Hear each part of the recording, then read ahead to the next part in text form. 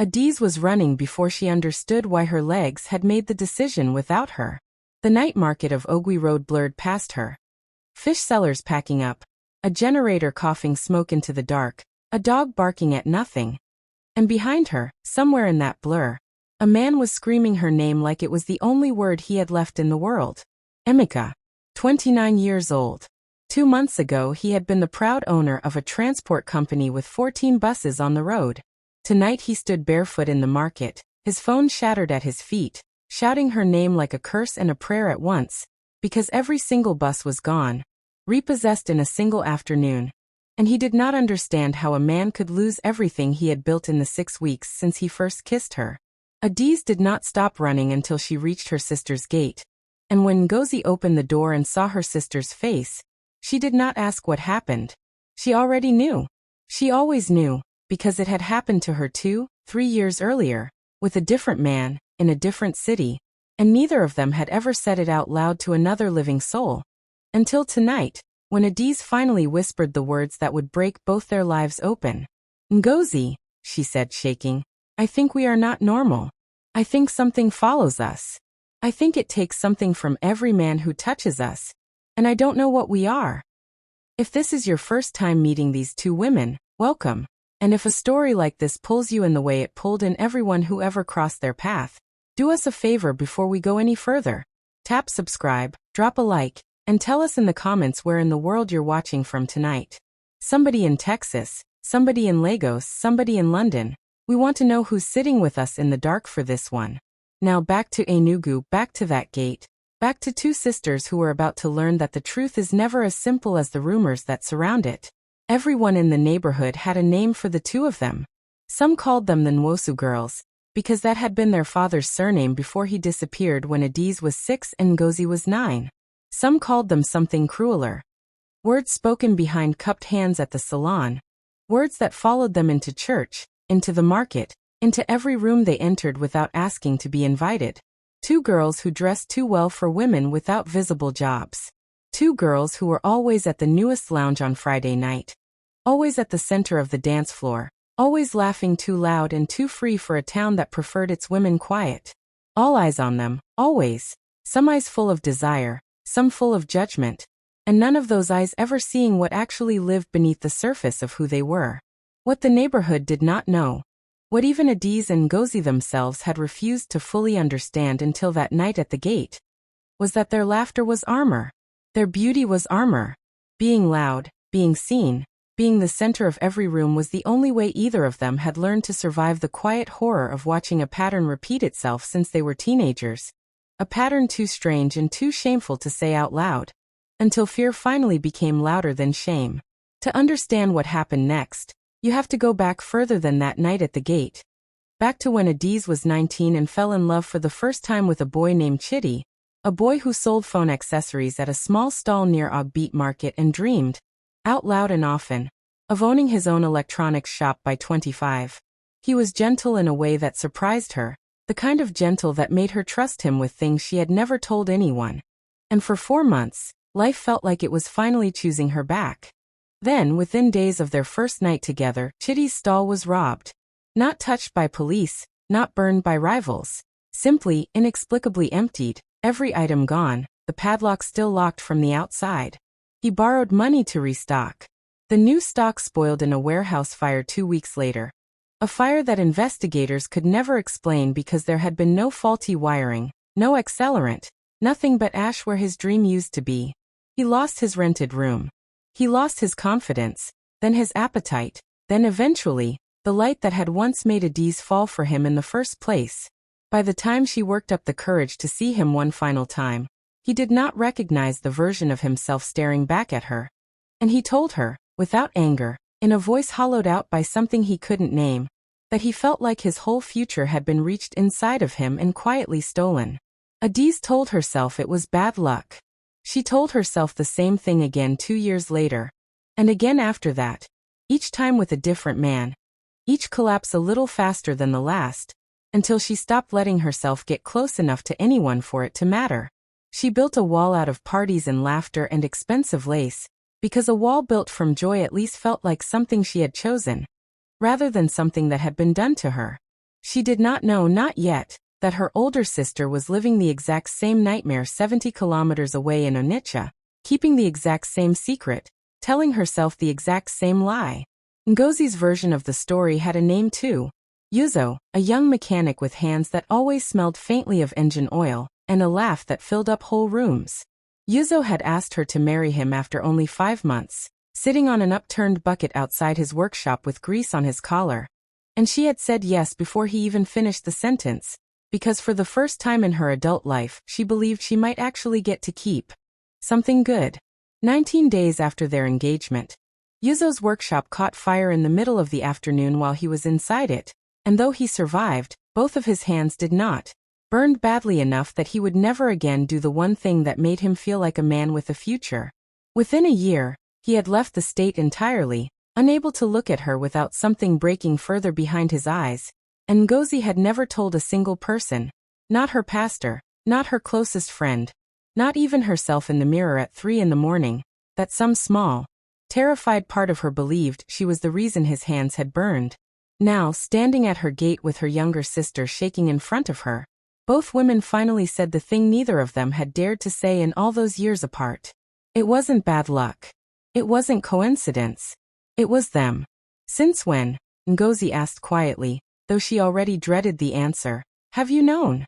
Since Chidi, Adaeze whispered. I just didn't want it to be real. Ngozi pulled her sister inside and locked the door, though neither of them could have explained what exactly they were locking out.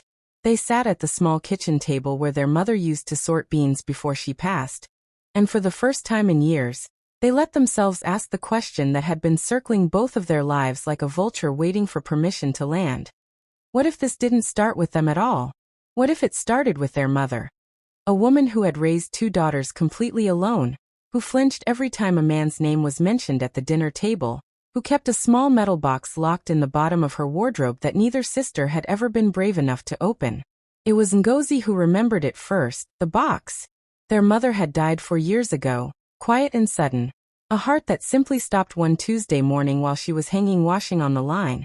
And in the chaos of grief and burial and extended family, descending on the house like locusts, that small metal box had been packed away into a bag of old clothes and forgotten, or perhaps deliberately not remembered, tucked into the very back of Ngozi's own wardrobe where it had sat untouched for 4 years. They found it that night, beneath a stack of old wrappers that still smelled faintly of their mother's perfume. The lock was rusted but not broken. Adaeze's hands trembled so badly that Ngozi had to be the one to force it open with a kitchen knife, and inside, wrapped in a square of faded blue cloth, was a photograph of a woman neither of them recognized. A woman who looked remarkably like their own mother, but dressed in clothing from what had to be 40, maybe 50 years earlier, standing beside a man whose face had been deliberately, carefully scratched out with something sharp. Beneath the photograph was a folded letter, the ink faded to brown, addressed not to Adaeze, not to Ngozi, but to a name neither of them had ever heard before in their entire lives. A name that, when Ngozi read it aloud in the flickering light of the kitchen bulb, made Adaeze's blood turn to ice, because it was almost, but not quite, their mother's name. Close enough to be family. Different enough to mean their mother had been lying to them about something for their entire lives. Who is Ifeinwa Okonkwo? Ngozi whispered, staring at the handwriting. And why does this letter call her my daughter who must never know what she carries? Before either of them could begin to make sense of it, headlights swept across the curtains of the front window, followed by the heavy, unmistakable sound of a car door slamming shut outside. A car neither sister recognized, parked at an hour when no honest visitor should have been arriving. And then came the knock. 3 slow, deliberate raps against the front door, followed by a woman's voice, old and steady and utterly certain of herself, calling out from the darkness in a tone that made the hair rise on both sisters' arms at once. Open the door, my daughters, the voice said. It is time somebody finally told you the truth about what you are. If this story has already gotten under your skin the way it's supposed to, don't scroll away just yet. Sit with us a little longer, because what's coming for these 2 sisters is only the beginning of everything they never knew about themselves, their mother, and the price that has been quietly following their bloodline for generations. Like this video, drop a comment telling us what you think is waiting behind that door, and stay close because in the next part of this story, the truth arrives. And it is far more dangerous than either sister could have imagined. Neither sister moved. The knock came again. Harder this time. And the old woman's voice slid through the wood of the door like it had every right to be inside already. "I did not come to hurt you," she said. "I came because your mother should have told you this herself. And since she is gone, the burden falls to me. Open the door before the thing you are becomes something you can no longer control." It was Adaeze who finally crossed the room. Her hand shaking so badly the bolt rattled twice before it slid free. The woman standing on the step was small and ancient, wrapped in a faded wrapper the color of dried tobacco leaves. A walking stick in one hand and a woven bag slung over her shoulder. Her eyes were sharp and clear and terribly, terribly young. As if age had forgotten to visit them the way it had visited the rest of her. "My name is Mama Adaeze," she said, stepping past Adaeze without waiting to be invited, settling herself into the chair their mother used to sit in every evening of their childhood. "I was your grandmother's younger sister, which means I am your great-aunt, and I have been waiting for years for one of you to open that box." Ngozi still had the letter clutched in her fist. She held it up like evidence at a trial. "Who is Ifeanyi Okonkwo?" The old woman's face did something complicated, grief and anger and something almost like relief, all passing across it in the space of a single breath. "Your mother," she said. "Before she changed her name. Before she ran from this family and everything in it, and buried herself in a new town under a new surname, hoping that if she stopped answering to who she was, the inheritance would stop finding her too. It did not stop. It simply waited. And now it has found both of you instead. If you're just joining us, welcome to the fire. And before this gets any darker, take a second to like this video and tell us in the comments where you're watching from, because trust us, you are going to want to be part of this conversation by the time tonight's story is finished. Now stay close, because Mama Adaeze is about to tell two sisters something that will unmake everything they thought they understood about their own mother. The old woman set her walking stick against the table and folded her hands. And when she spoke again, her voice dropped into the cadence of something rehearsed across decades. A story handed down so many times it had worn smooth edges into itself, like a stone polished by a river. 4 generations ago, she said, there was a woman in our family named Adaeze, who was promised in marriage to a man she did not choose and did not want. On the night before her wedding, she went to Adaeze. Not for love, not for wealth, but for revenge. She asked for something that would make sure no man could ever again decide her fate without her consent. And the Adaeze gave her exactly what she asked for. The way these things are always given, with a price folded so deep inside the gift that she did not see it until it was far too late to refuse. Adaeze sank into the chair across from her, her legs no longer trustworthy enough to hold her standing. What price? Any man who lay with a daughter of that bloodline, Mama Adaeze said slowly, would find his fortune drained from him and poured, invisibly, into hers. Not stolen with malice. Not chosen. Simply, transferred, the way water moves downhill because the ground demands it, with no cruelty in the water itself. Adaeze thought this was justice. She thought she had found a way to never again be powerless in front of a man. What she did not understand, what none of the women after her understood until it was already inside them, is that the curse does not ask permission before it decides who to take from. It does not care if the woman loves him. It does not care if she wanted nothing but his heart and not one kobo of his fortune. The moment the bond is made, the exchange begins, and it does not stop until the man has nothing left to give. Ngozi's voice, when it finally came, was barely more than breath. So every man we have ever loved was never given a choice, the old woman finished for her, not unkindly. And neither my daughters were you. The silence that followed was the kind that presses against the walls of a room, thick enough to feel on the skin. Adaeze thought of Chitty's empty stall, the fire that ate his second chance, the hollow way he'd looked at her the last time they spoke, as if searching for the person he used to be inside a face that no longer had room for him. She thought of every version of that same devastation repeated 3 more times in her adult life. Each man's collapse a little quicker than the last, and understood now, with a horror that felt like drowning, that she had not simply had bad luck in love. She had been an instrument, a vessel for something that had never once asked what she wanted, only used her body as the door it walked through. Why us? Ngozi finally managed. Why now? Our mother ran from this. She changed her name, she left the family she never once. As far as I know, she was married to our father for 11 years and nothing happened to him. Something shifted in the old woman's expression. A flicker of something she had clearly hoped not to be asked. Your mother did not escape the inheritance, she said carefully. She simply found a way to delay it. There is an old protection, a binding, that a woman of this bloodline can perform once, and only once, to seal the curse inside herself and keep it from touching the man she has chosen. It is not free. It is not painless. And it does not last forever. Your mother bound it to herself for as long as she lived, which is why your father was safe, which is why you grew up in a house with no fires, no ruined men, no whispered rumors. Until she died, and the seal died with her, and the inheritance, which had been waiting patiently inside your bloodline the entire time, finally had somewhere new to go. Adaeze felt something crack open in her chest, grief and fury arriving together, inseparable. She knew, she whispered. She knew this would happen to us the moment she died, and she never said one word. She let us grow up thinking we were just unlucky, just cursed by nothing in particular. She let us believe it was our own fault. She was trying to protect you the only way she knew how, Mama Equitacy said. And for the first time her voice wavered, the practiced calm of the storyteller slipping to reveal something rawer underneath. She believed that if you never knew the truth, you would never go looking for the same binding she performed, because that binding, my daughter, is the reason your mother's heart stopped on a Tuesday morning while she was hanging washing on a line. It did not fail on its own. It was never built to hold for as long as she asked it to.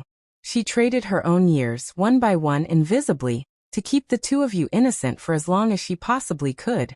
And she never told either of you, because she knew that the moment you understood what the binding cost, you would try to talk her out of it, and she could not bear to watch you talk her out of the only thing she had left to give you. Ngozi made a sound that was not quite a sob and not quite a scream. Something caught painfully between the two, and Adaeze reached across the table and gripped her sister's hand so hard her knuckles went white, because in that single sentence, everything about their mother's quiet, watchful, endlessly tired love finally made a terrible kind of sense. The nights she stayed awake without explanation. The way she flinched whenever either daughter mentioned a boy's name at the dinner table. The way she had aged, in her final 2 years, far faster than a woman her age should have aged. Her hands trembling over the bean-sorting tray, while she hummed hymns under her breath as if trying to drown something out. She had known. She had always known this day was coming. And she had spent the last of herself trying to buy her daughters a few more years of ordinary life. If somewhere behind your screen right now you feel your chest tightening the way ours did writing this, don't hold it in. Tell us in the comments how this moment is hitting you. And if a mother's sacrifice like this one means something to you, hit like before we go any further, because the story is only getting heavier from here. It was Adaeze, wiping her face with the back of her hand, who finally asked the question that mattered more than grief. Can it be broken? Not delayed. Not sealed onto ourselves the way she did. Ended, completely, forever, so that no daughter after us ever has to sit at this table and learn what we're learning tonight. Mama Equitacy was quiet for a long moment. Long enough that both sisters began to fear the answer was no. When she finally spoke, she chose her words like a woman setting down stones across a river she did not trust. There is a way, she said. I have heard of it only twice in my lifetime, and I watched it fail once, badly, in a manner I will not describe to you tonight, because you do not need that fear added to everything else you are carrying. But it exists. It requires going back to the source, to the place where Adaeze made her bargain in the first place, a shrine that has not been touched by this family in 4 generations. Hidden in the forest behind the village none of us have called home since before either of your mothers were born. And it requires something else, something far more dangerous than travel or ritual. She looked between the two sisters, her sharp old eyes moving from one face to the other, as if weighing which of them would break first under what she was about to say. It requires one of you to finish what the curse started. To let it take everything from one final man, willingly, completely, with full knowledge of what is happening. In order to satisfy the original debt and close the door behind you both forever. The kitchen bulb flickered once, twice, and outside, unmistakably, Footsteps crunched against the gravel path leading to the front door. Slow, deliberate, and entirely too calm for an hour when no one honest should be arriving. Ngozi's head snapped toward the window, where a shadow passed briefly across the curtain. Tall and unmistakably male. And Adaeze felt her stomach drop through the floor as she recognized, even through the thin fabric, the particular shape of those shoulders. It was Emeka, the man whose buses had vanished into repossession 2 months ago. The man whose voice had chased her through the night market screaming her name. A man she had told herself, right up until this exact second, that she would never have to face again. He shouldn't be here, Adaeze breathed, rising so fast her chair scraped hard against the floor. He doesn't know where I live. He has never known where I live. Mama Equidacy's expression did not change, but something in her stillness turned colder, more alert, the posture of an old woman who had suddenly recognized a danger the two younger women in the room could not yet see. Then someone told him, she said quietly. And you should both be asking yourselves who. Because the men who have lost everything to this bloodline do not simply disappear quietly into their ruin, my daughters. Some of them go looking for the reason why. And some of them do not come back with forgiveness in their hands. The knock at the door was softer this time. Almost gentle. Almost pleading. And beneath it, muffled but unmistakable, Emeka's voice came through the wood one final time, stripped of the rage it had carried in the market, replaced now by something far more unsettling. A calm, hollow certainty, as if he already knew exactly what he had come to say. Adaeze, he said. I know what you are. And I know what you took from me. I am not here for revenge. I am here because I think I finally understand what has to happen next, and I don't think you're going to like it. Stay with us, because the truth is only just beginning to surface. And what waits on the other side of that door is going to change everything you think you know about who the real hunter is in this story. If this is keeping you on the edge of your seat, this is exactly the kind of suspense we live for. Subscribe now if you want to be here for every twist still coming, because the next part of this story is where nothing is what it seemed. Adaeze did not open the door. It was Mama Equidacy who rose first, moving toward it with the unhurried calm of a woman who had survived far worse than a heartbroken man on a doorstep. And when she finally pulled it open, Emeka stood there in the weak porch light looking nothing like the screaming figure from the market. His shirt was clean. His eyes were clear. He looked, if anything, like a man who had spent 2 months thinking very carefully about exactly what he wanted to say. I'm not here to hurt anyone, he said again, his gaze finding Adaeze over the old woman's shoulder. I promise you that. I just need 5 minutes. After that, if you want me gone, I will go and you will never see my face again. Ngozi moved to stand beside her sister.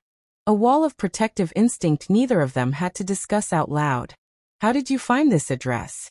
Emeka's jaw tightened. Because I went looking for answers after my buses disappeared. And the man I found wasn't a lawyer or a private investigator. He was a Dibia in Akka who told me things about myself I never asked to know. And one of those things was your sister's name, spoken to him by someone else, weeks before I ever walked into his compound. He paused, and something raw moved behind his composed expression. There is another man out there asking the same questions I was asking. A man who lost far more than buses. And he is not coming here with 5 minutes and an open hand.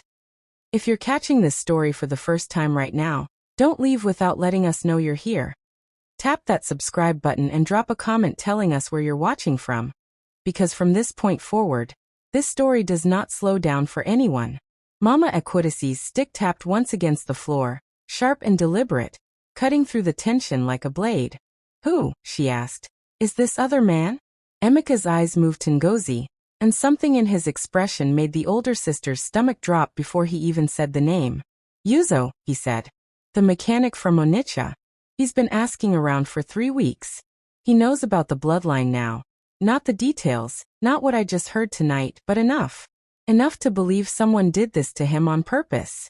Enough to want somebody to pay for what happened to his hands. Ngozi's hand flew to her mouth. Yuzo. The man whose fire-scarred fingers she had spent 4 years quietly grieving over from a distance, too ashamed to reach out. Too certain she was the cause of his ruin to ever risk causing him more pain by staying close. If he was out there now, armed with half a truth and years of buried rage, There was no telling what half-truth might turn into in his hands. He thinks it was deliberate, Emeka continued quietly. He thinks somebody planned it. And from what that Dibia told me tonight, standing in your kitchen, from what I am hearing right now through this door, I don't think either of you planned anything. I think you're victims of this as much as we are. He exhaled, and for the first time his composure cracked, just slightly, just enough to reveal exhaustion underneath. I didn't come here for revenge, Adaeze. I came here because after everything I lost, I had two choices. Hate you forever, or try to understand what actually happened to both of us. I chose the second one. I don't know if Yizo made the same choice. Mama Equidacy's face had gone very still. The stillness of someone doing rapid, frightened arithmetic. If this man believes he was deliberately cursed, she said slowly, and if he is angry enough and desperate enough, there is only one place his search will eventually lead him, because there is only one place in this world where the truth about this bloodline can actually be confirmed. Her eyes moved to the sisters, heavy with a dread she did not bother to hide. The shrine. The same shrine I told you about not 20 minutes ago.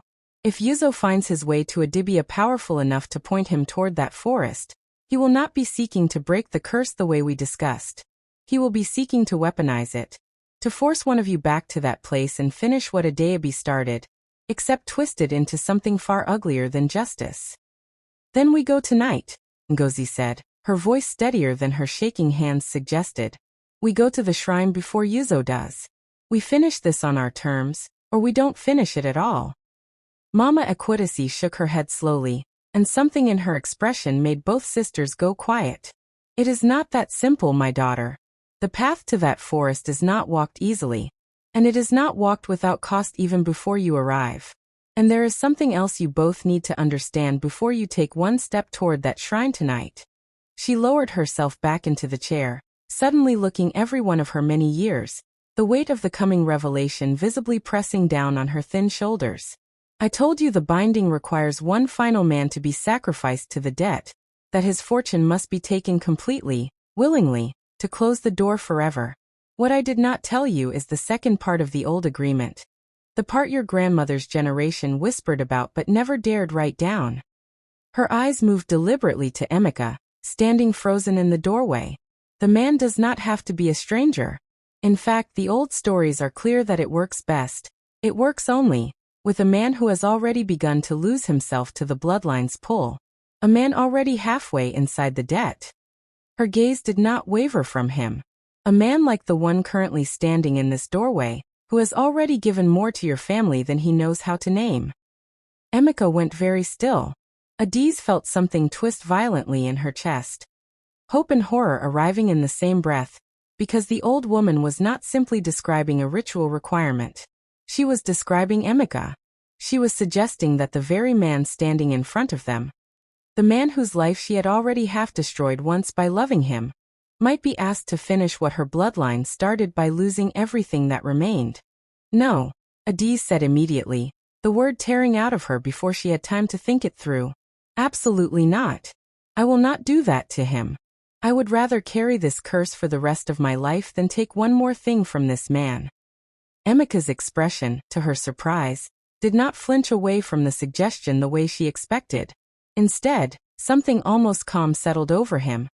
The look of a man who had already, in the 2 months since his ruin, done more grieving over this possibility than either sister realized. What if I already decided, he said quietly, before I even knocked on this door, that I would rather give whatever is left of me toward actually ending this. Permanently for you, for her, he nodded toward Ngozi.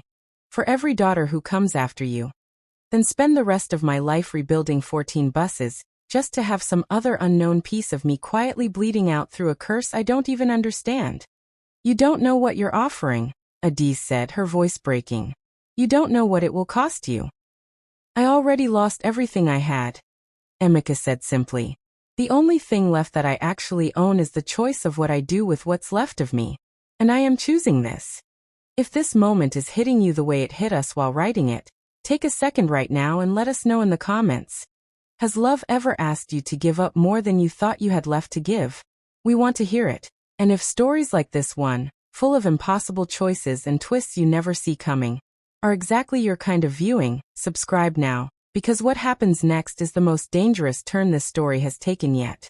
It was Mama Equidacy who broke the heavy silence that followed, rising slowly to her feet, her walking stick striking the floor with sudden, businesslike urgency. Then there is no more time to debate it, she said.